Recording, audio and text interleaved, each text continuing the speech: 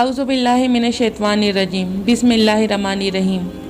Video کا باقاعدہ آغاز کرنے سے پہلے آپ سب سے گزارش ہے کہ ایک دفعہ درود پاک پڑھ لیں۔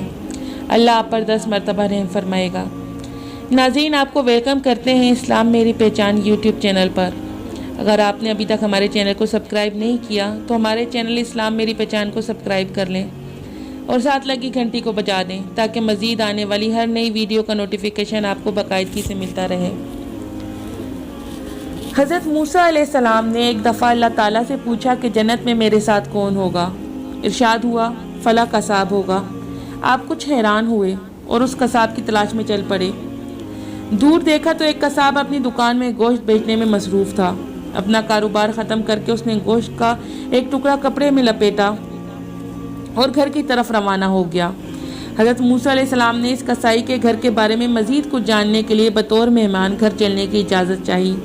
گھر پہنچ کر قصاب نے گوشت کو پکایا، پھر روٹی کے ٹکڑے اس چوربے میں نرم کیے اور دوسرے کمرے میں چلا گیا جہاں ایک نہایت کمزور بوڑھی عورت پلنگ پر لیٹی ہوئی تھی۔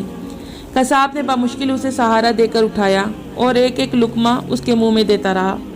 جب اس نے کھانا ختم کیا تو بوڑھیا کا منہ صاف کیا۔ بوڑھی عورت نے قصاب کے کان میں کچھ کہا جسے سن کر قصائی مسکرایا اور بوڑھی عورت کو واپس لٹا کر باہر آ گیا۔ حضرت موسیٰ علیہ السلام جو یہ سب کچھ دیکھ رہے تھے، آپ نے قصاب سے پوچھا کہ یہ عورت کون ہے اور اس نے تیرے کان میں کیا کہا جس پر تو مسکرا دیا؟ قصاب بولا اے اجنبی، یہ عورت میری ماں ہے۔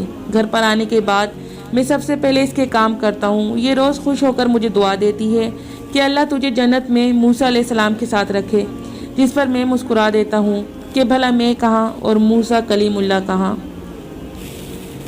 جی ناظرین، امید کرتی ہوں کہ آپ کو میری ویڈیو پسند آئی ہوگی۔ ویڈیو کو لائک اور شیئر کرنا مت بھولیں اور مزید اسلامی ویڈیوز کے ساتھ پھر حاضر ہوں گے۔ تب تک کے لیے اجازت، شکریہ۔